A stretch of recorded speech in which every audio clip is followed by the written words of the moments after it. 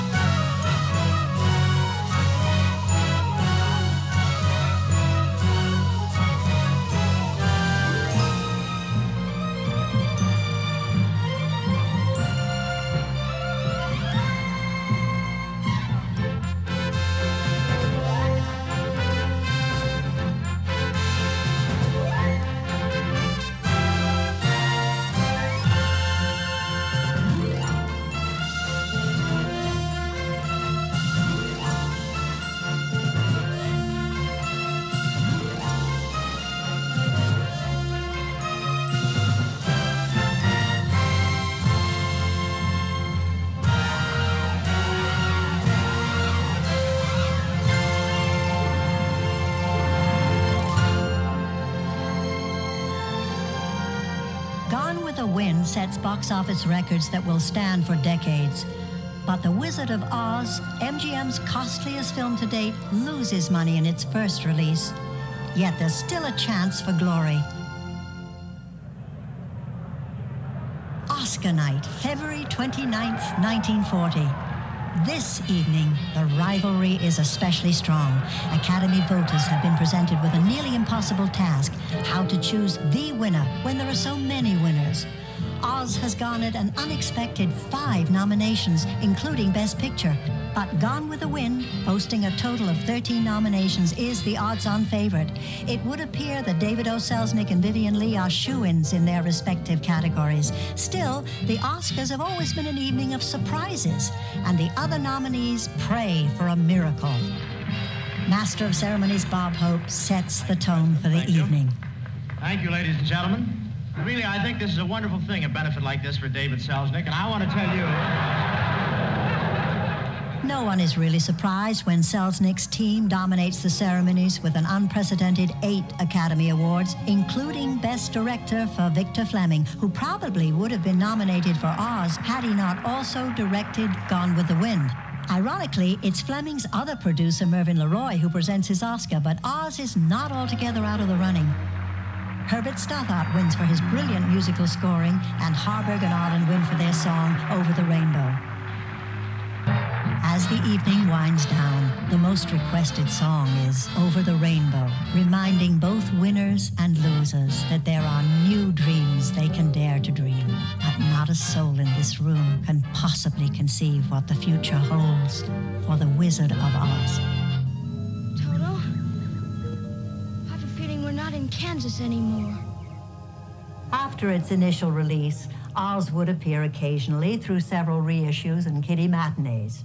And then, in 1956, along came television. For the first 2 decades, most viewers could only see it in black and white, which didn't stop the millions who had never seen it before from falling under its spell. You know, it's interesting how you can watch a bad movie, and once is enough. In the case of The Wizard of Oz, 100 times may not be enough.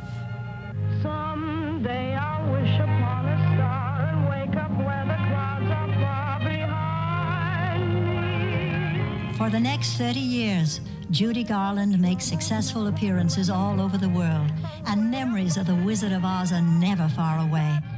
No performance would be complete without Garland singing Over the Rainbow. In a letter to Harold Arlen, Judy writes, "Over the Rainbow has become part of my life. It's so symbolic of everybody's dreams and wishes that I'm sure that's why some people get tears in their eyes when they hear it. I've sung it thousands of times, and it's still the song that's closest to my heart." I think it's endured because of people's dreams and because of the possibilities and because that there may be some place over the rainbow. that everybody wants to find something better, and even if it's more colorful or more outrageous or scarier or everything, you end up wanting to go home. And then, you know, that's the best place you can be. After all of the things that you learn, no matter how beautiful everything else is, home is what matters. Why, oh, why can't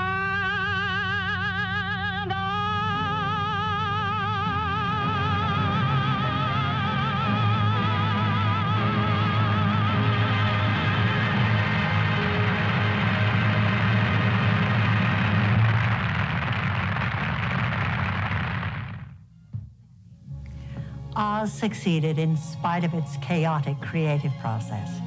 The fate somehow uniting those who cared about the project, those who were more than capable at their jobs, those who were genuinely proud of their work.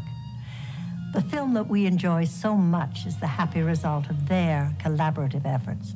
So let's all say thank you to them and keep these marvelous talents in mind the next time you and I watch the wonderful Wizard of Oz.